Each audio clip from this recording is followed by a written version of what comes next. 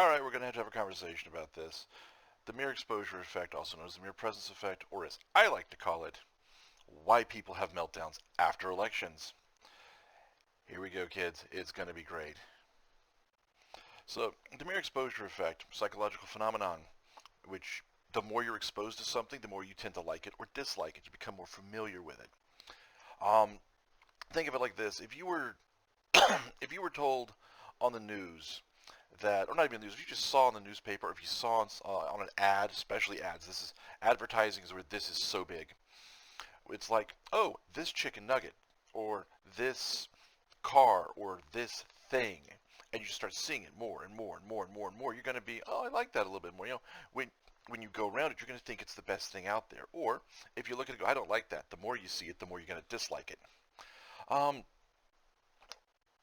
the issue with this is that you run into is back in the day, back before social media exploded, back before the internet exploded, you would only see this in advertisings, like you would get coupon ads and stuff over time, and you'd see it, oh, I like this, don't like it. You'd have, that's why there were so many ads on TV. That's why there's still so many ads on TV and YouTube and everywhere else.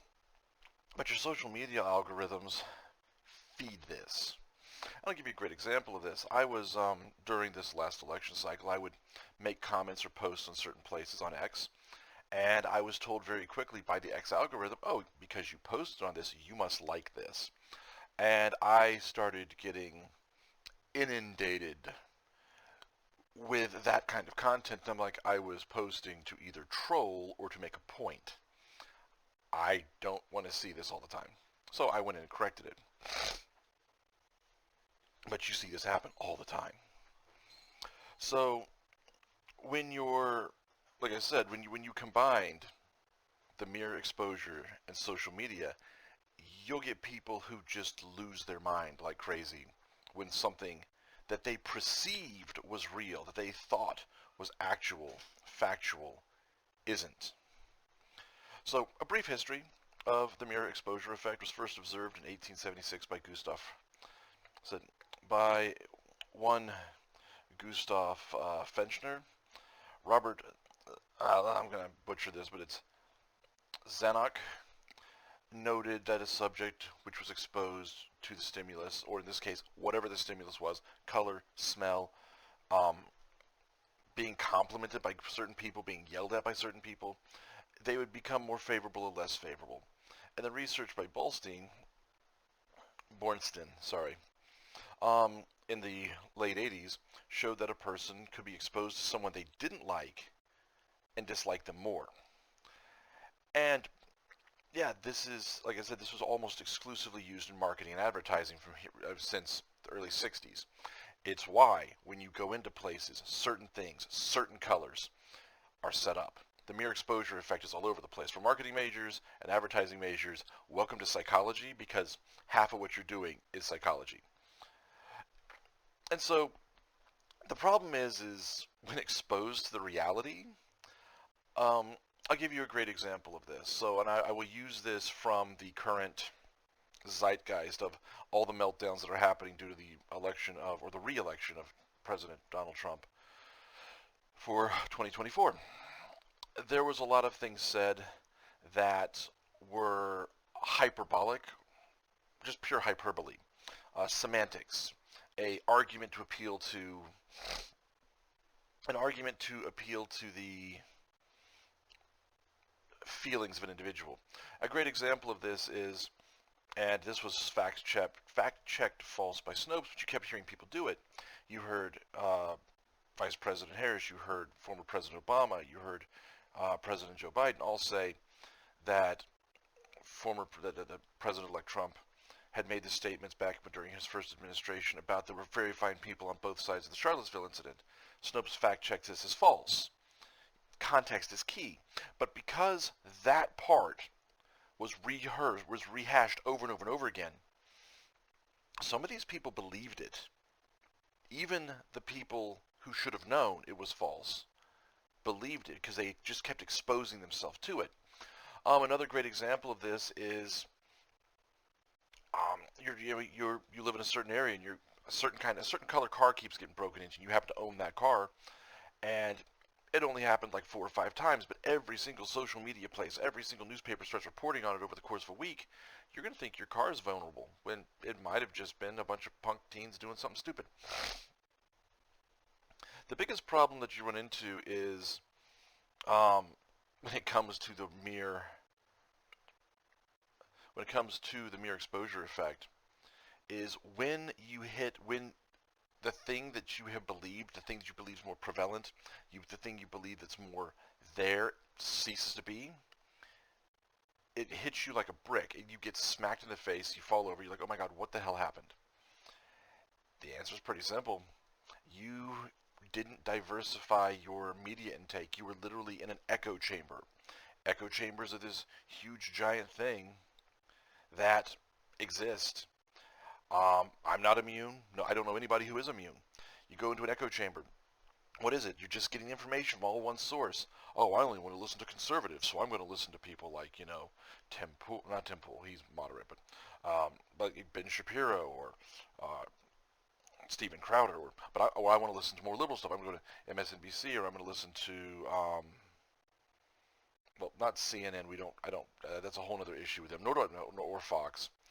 But it's where you're getting your information. I'm going to read the New York Times versus the Daily Beast versus the, um, what are they called? Anyways, doesn't matter. If you're only getting your information sources from one side, and that side is only giving you their bias and opinion and not factual data, guess what? You are exposed to the mere exposure effect. You are going to, if you don't diversify your intake, you'll start believing the hype.